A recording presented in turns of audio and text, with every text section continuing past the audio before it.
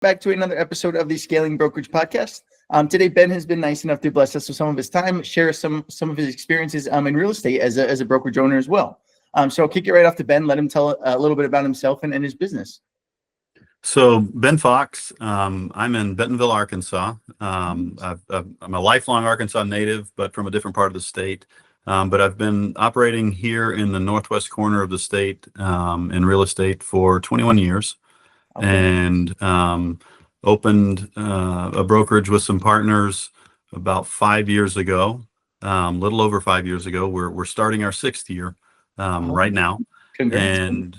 And so went into brokerage ownership after managing agents before for a different brokerage, and then also working in property management and corporate relocation, and early on as an agent myself. Awesome. Well, take us back a little bit. I know you mentioned 5 years ago, or you guys are going into your 6th year, you said? That's right. Okay, nice. So I know we opened up kind of 2019, maybe right kind of around COVID time. So it's a little bit about what that was like, taking our first steps into changing, really, drastically changing market there. So with my partners, I was super confident because we had such a great group of owners coming together with a plan, tons of market experience, and very well connected. So that was kind of the start. And we occupied the building in December of 2019. And started recruiting agents basically in December, and we had our grand opening actually on my birthday in 2020. So it was February 19th of 2020. We had our grand opening. We had by that time right around 25 to 30 agents that had already signed on in those first 2 months. And then we all know what happened 3-4 weeks later. The shutdown. So we're right in the big crescendo. So interesting about Bentonville, Arkansas, and our location, and kind of the lead into the COVID situation was that this is the home of Walmart. The world headquarters is right here, and so I play tennis with a bunch of guys that are Walmart guys, and so I'd been hearing about this thing that was happening and was messing with the supply chain. And this is again way before the news is reporting things, and they're like, and they know that I'm planning to open a brokerage. And, one person in particular was telling me, I'm worried about you. I know you're making a huge investment and you're doing this, but I'm worried because this is a big thing coming. And so, obviously I look up to this guy and I listened, and so we opened the company and things are going great. And then the world changes, but we were developing a company that was 2020, so it was, the technology was going to be there already. We were already looking at virtual type meetings. This stuff wasn't common back then, but we were going to be using like a Facebook meetup to do some one-off coachings and meetings and things like that, where people didn't always have to come to the office. But we were also, one of the biggest things that we were working on was to make the office a valuable place for agents to come. That was part of the reason we wanted to exist, was to bring the agents back together so that they could work together and learn from each other. Well, 3 weeks after we opened, these halls were full. There was so much noise in here with people clamoring all day, every day. And, we had the value in the space and the reasons for them to come to the space, and it was helping them to develop business and et cetera, et cetera. And then COVID, and people couldn't come. And then it changed the way people thought. And, again, we were already poised to do these online meetings. And we were already in full steam ahead growth mode. So it was full-fledged ahead recruiting, watching our budgets, only investing in things that were actually critical to, and had an ROI immediately. So those things, we were already designed that way as a startup. So while all the other larger entities were in pivot mode and furloughing employees, and they were scaling back on everything, we were in takeoff mode already. So again, we had no choice. It was success or bust. So we continued recruiting, but it wasn't only recruiting, it was talking to the agents that had already come aboard. So, 2 to 3 weeks after our grand opening, we ended up, we probably recruited another dozen people right after that Nice. because of all of the activity that we had going on. So we were getting close to 45 to 50 agents by that time, just right at the start of COVID. And so now here in this office that we built during that time, we're right at 80 agents and maintaining our branch office in Fayetteville. Our actually it's the original office in Fayetteville is around 50 agents now, and we've acquired an office in Oklahoma City. So Oh, nice. it's been growth mode, and we've just stayed that way. Nice. Nice. And tell us a little bit about that. What's it like, going from Fayetteville to Oklahoma? That's a little bit of a stretch geographically, but what's it like, recruiting? So What's it like operating in a one totally of my different? partners is actually the one that does all of that, Oh, really? Oh, and nice. so she has that all together, and so there's a manager that manages that office, and she's actually the head of um, uh, the local board there, so that Okay. helps a lot. Oh, yeah. Um, but the training happens from the training team that's in our Fayetteville office, and so they travel back and forth some. And it's a 3 hour, 3.5 hour drive, so it's not terrible. But it does stretch, scaling Yeah. like that. You want to keep a lot of the operations in one place and not be duplicating your processes everywhere. So that's so that you can remain scalable and not be spending money on more staff, etc. Yeah, yeah, no, absolutely. Then that's awesome. That's awesome. Hear that, even starting during COVID and a tougher time, we're still able to recruit, still able to expand, moving Mhm. forward. That's awesome. That's all. Congratulations to you as well. That's an awesome triumph, being able to get started in a market like that. Thank you. That's wonderful. Sweet, sweet. So, and I mean, we already kind of touched on the challenges there. Do you do anything right now to obviously, something, but what do you do that works best, I should say, to help market yourself and your brokerage there? All right, so I may have taken my foot off the gas pedal last year. Last year as a broker owner, probably distracted a lot by the industry changes, which I'd been following those for 4 years. I'd been prepping the agents for 4 years, but there was so Yeah. much stuff that we had to manage emotions, Oh, yeah. instead of even though we were prepared, even though I feel like our agent population was less impacted than many others because I had been preparing them for so long, and we had already put into practice asking for the difference in commissions. It always bothered me that you have a buyer agency agreement at X%, and you're out there working, and the side that was advertised back in the day, it would be Y%, right?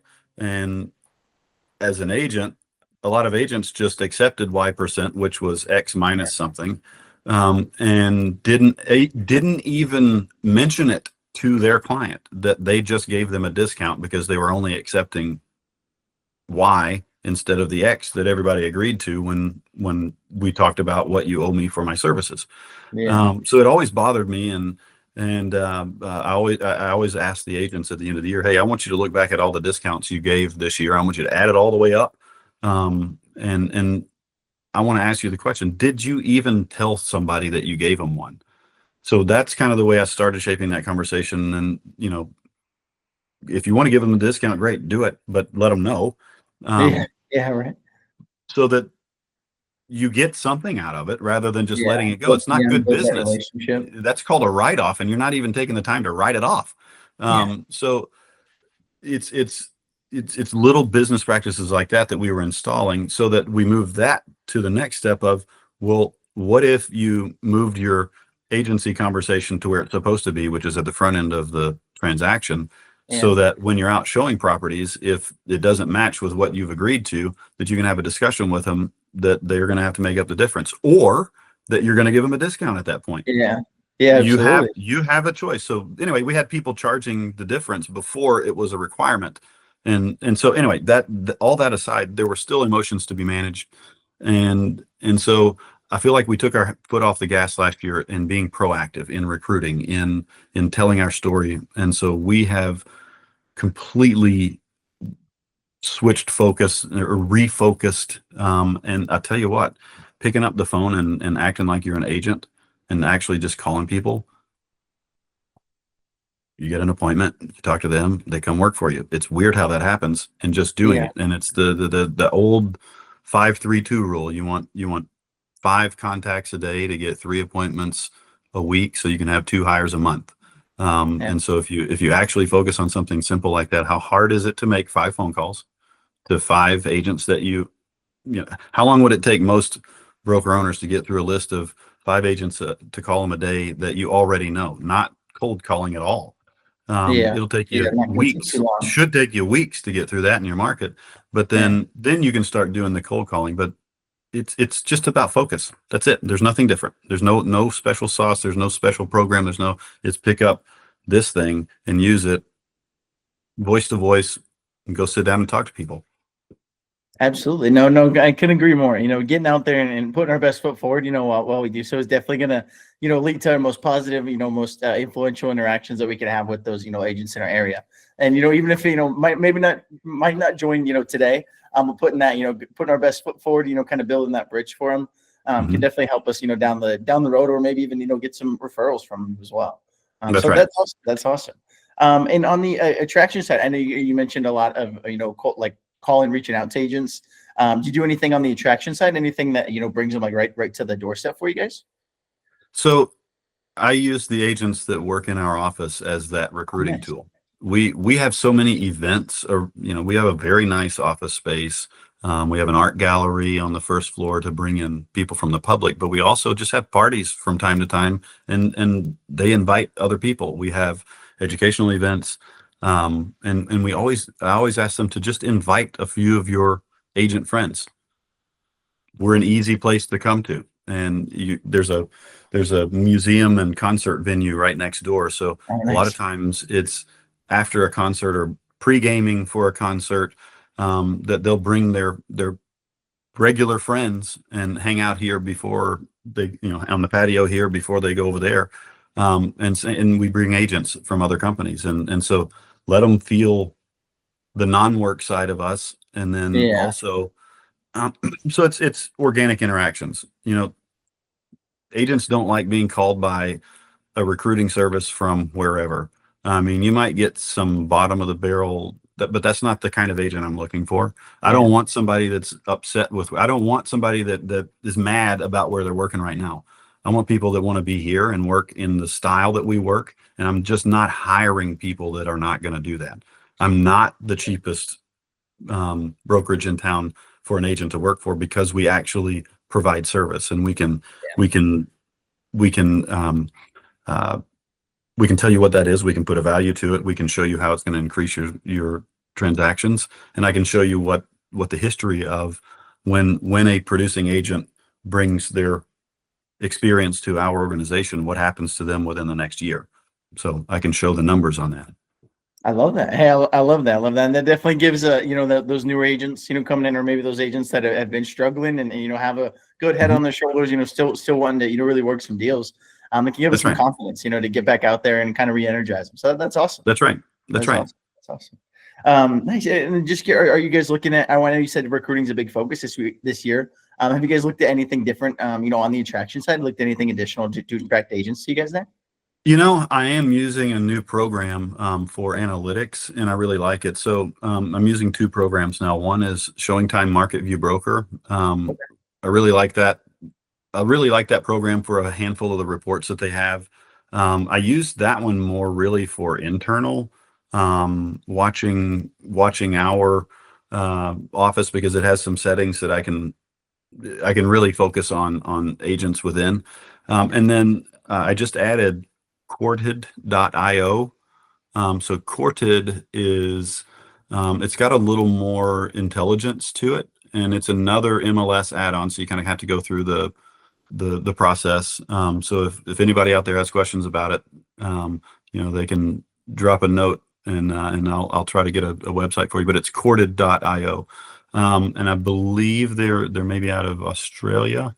Anyway, but they have a great service, and it's got a better history. You can see where an agent started, how long they've been in the business, their whole curve of history, where their sales were geographically. You can have a team of recruiters, and you can assign certain people. You can sign the agents, and you can watch where they are in the processes. So it's a little more beefy of an actual, it's not quite a CRM for recruiting, but you can take the names from there and drop them into your CRM and do Yeah. your thing that way. But Nice. Nice. it's got a great tracking system, and then the reporting system in there is pretty cool too. But then there's also some market analytics in there that they've just added, and I haven't gotten as far as I'd like to into the deep dive on that yet. But again, you can pull out spots that you need to fill within, holes in your offices, Yeah. places you would like to beef up, like geographical areas, or is it a price range? So these market analytics can help you find those places that you want to recruit to fill a hole that you have in the marketplace, Yeah. to gain market share. So, but then on the flip side of that, those same analytics, you can find out what your strong suits are, use those for your marketing campaigns, use those for internal and retention. And again, those, anytime you can get some more sophisticated market analytics, that's just special sauce for growth. Yeah, I absolutely. Anything that helps, push us in that next tier, get us a kind of more quality, get us more, and get us a better idea, I should say, of, the quality of agent we're, helping or Right. trying to help in the future. That can definitely pay off dividends there. That's awesome. So you will, and kind of dive into the future a little bit. Did you guys have any goals for 2025? Anything you're really setting out to accomplish this year? We're looking for a little over 20% increase in sales. The market should do a little better this year, and so that's about what our number is, which is about 10% of what the market expectations are. Because if you're just riding, if you're not outpacing what the market appreciation is, you're not actually growing. You're just existing. Yeah. Staying the same. So I'm looking for that delta, to be at least 10% above what the market appreciation is on the year. So that's kind of how we measure. I like it. And that's actually something I don't think I've ever really heard anyone bring up. And she's probably 40, 50 podcasts now. Is that, just because, the market picks up doesn't necessarily mean that we picked up that year. No, growing, growing faster, or growing, at a more exponential rate than the market. you want to outpace. Yeah. Your personal numbers that you're tracking need to outpace the natural market expansion or contraction. So let's say the market was down 20% and you're only down 10%. Well, you're 10% better than the market. That's actually good. So even though you were down 10%, you beat average. So if you're just measuring yourself against the market appreciation, if you're not measuring yourself against the market appreciation, you're aiming at average. You're aiming at what everybody else did. And so my attitude is A, I'm not hiring people that are just like everybody else, and B, I'm not that guy either. So I'm measuring for, the baseline is market number. That's 0. Anything above or below that is my work. Yeah. I like that. And that's a good, that's a great, I'm glad you brought it up. That's something that I need to, make a better observation on too, on some of the podcasts, is that, maybe some of those years of growth was maybe more so the market, and then maybe. Yeah, I mean, people that brag about being up 25%, but the market was up 26. Yeah. No, you're down one, bro. You're down. Right. You're not up. Right. And so again, it's a way to get, that's the real number. That's a real number of growth, not just existing. If prices have gone up in our area, prices have gone up. I just looked at it. It's 55% in the last 4 years. And so if your company didn't grow by more than 55%, you haven't grown at all. Yeah. At all. So that's a pretty, it's pretty sobering, when you think about it, if you're not actually tracking it. So I challenge everybody to look at their numbers that way. Yeah, absolutely. No, and that is a great take. And like I said, I don't think I've ever heard anyone, you really put that into perspective for me, with the, just because the market grew, obviously it's going to help us have an uptick as well. But how are we doing, in regards to, are we above the uptick? Are we below? So that's awesome. That's something that That's right. I have to incorporate into some questions in the future. I appreciate it. Like when you look at some of the COVID years, at Yeah. first maybe units were down a little bit, right? Before everything started kind of going wild. But when numbers are down, when units are down, if you did 20 units as an agent last year, and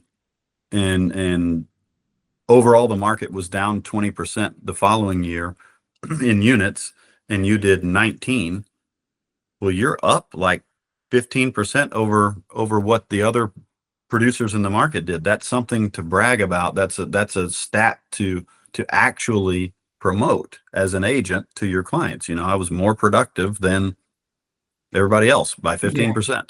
And so again, that's you can find improvement even if numbers appear to be down across everywhere. Absolutely. Absolutely. And that's a great way to track it, too, from when we're having, inevitably in real estate, having down years. That's a great way to put in perspective too. The market's down 20, but I'm only down 10. So go get yours. Still working, still pushing hard. It's just sometimes outside forces kind of controlling it a little bit more.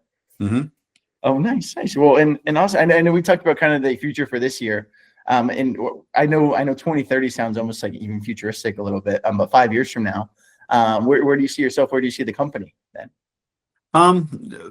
If you're not growing, you're dying. That's just the way that we live around here. And yeah. So there's got to be growth, but it's got to be smart. Connecting markets that make sense, not spreading yourself too thin. But we've concentrated the last couple of years on centralizing programs so that when the right opportunities come along for expanding into another market, the right partnerships, and don't be afraid of partners, and you don't have to be a lone wolf in a new market and start from scratch. Look for a partner. So there will be growth. There will be additional markets. That's just something that we'll run our way into it. And we're with the Better Homes and Gardens brand, so there's a lot of open space across the country that is available. So when something makes sense, we'll look at expanding. Nice. That is awesome. And an expansion, I know that can be a huge step, for a lot of brokerage owners as well. Do you have any advice you might give anyone looking to expand, looking to get a new market? What would you tell, or what kind of advice would you give them there? Well, depending on whether you're with a franchise or whether you're an independent brokerage, mergers and acquisitions are really, in my opinion, the way to go.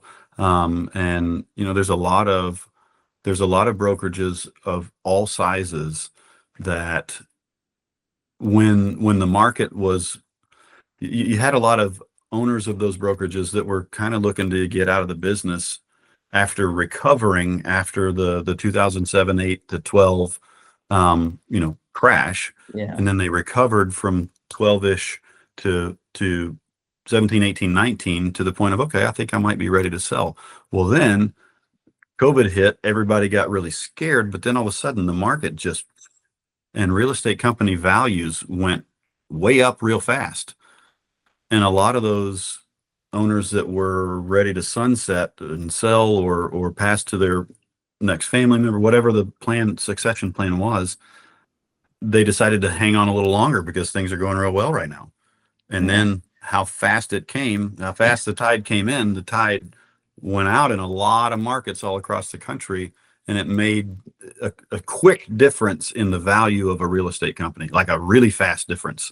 And so they may have missed the top of the bubble, and so they're a little more reluctant last year and the year before last to sell or look at a merger but now I think you're seeing a lot more opportunities in the mergers and acquisitions arena. And that's why I say don't be afraid if you're going to a new market to start talking to some of the broker owners there and just ask them, have they thought about a succession plan? Do they have a plan? Are they looking to sell? What are their values? Do they line up? Just start a conversation. It's just like recruiting. Yeah, absolutely. And I know we've had guests on the podcast before too that, are in their maybe late 30s, early 40s that have already, started a brokerage, you built it up, sold it, and they're starting another one, or started 2 or 3 since then. So yeah, we never know where, just because, some maybe is on the younger side, maybe, maybe really big of a business as well. You never know what kind of plans they have, and, what kind of, maybe they're into, restarting and kind of restarting. Maybe they hadn't even thought of it yet. Or yeah, maybe it's never And they'll crossed their remember mind. your And call in 5 years when they need to, So, I Yeah. mean, it's the same thing as recruiting. It's just being around and asking for the business. I mean, ask for, hey, I'm always looking to grow. So if you ever think about it, what owner wouldn't want that call? You turn your nose up at it, but now it's in my hip pocket. Now I know that Ben is a buyer if I ever need it. Absolutely. That's awesome. That's all. And he's not my enemy in this market. It's Yeah, not like it's not like your arch rival from down the street's calling. Yeah, right. Well, yeah, and that'll be really helpful. I know not a lot of times we get the experience on the podcast, of moving into a totally different market, totally different state, different market altogether. A lot of times being in that, being in the same state, it can provide or give us some different challenges, maybe going to a new market. But usually we're going to be somewhat similar, to where we start off. But that's awesome, getting the perspective on, going into a whole new state and kind of have a whole new territory and everything. That's awesome. And one thing I'd like to ask too, Ben, I don't know if you have any quotes that you think back to, maybe when things are going well, when things are going bad. Do you have any quotes that you like to, kind of live by there? Yeah. So I had an agent in here, a brand new licensee, actually yesterday, and it's an old Zig Ziglar quote. And I had her get out her pad, and I had her write down SW, SW, SWN, and it's all in a row, like you're from top to bottom, SW, SW, SWN. And some will, some won't. So what next? And that's a mindset you've got to have in real estate. When things are good, so what? When things are bad, so what? You got to always be looking for next. I have to always be focused on prospecting and making those next opportunities. And for this new agent, it was her very first offer fell through within 2 days. So she went from being as excited as you could possibly be to devastated, because it was also an in-house deal. And so she didn't want to disappoint the other agent that had been helping her, whatever. So there was all these feelings, and you got to get over that and always be looking at next. And, on the bright side, this buyer is not gone. They're going to buy something else. This one didn't work out. Next, so get out of the high as fast as you can, get out of the low as fast as you can by looking at what's next. Absolutely. Hey, couldn't agree with you more there. The amount of bridges we can burn when maybe we're feeling low and something, bad happens, versus on the flip side, obviously when we're feeling good, maybe we create some more bridges. But yeah, being that even keel, having that also the kind of sensibility, for others in the office as well, can really be a huge tool for yourself and for your business. So thank you. That's great. Thank you for sharing that, Ben. Let the people know if they're in any of your markets or any markets you may be in the future, where can they find you? How can they get in touch with you? Sure. So you can find me at benfox.realtor. That's a quick and easy way to find me. That'll take you right to my website, and it's got my cell number and all that good stuff on there. You can find me on LinkedIn. Just look me up, Ben Fox. Better Homes and Gardens Real Estate Journey in Bentonville, Arkansas. Love it. Well, special thanks to Ben for coming out to the podcast. We'll link everything for you guys down below. So it'll be in the comments there. We'll have it, any way we can contact Ben there. But really, Ben, thank you so much for coming out today. Appreciate it, Jake.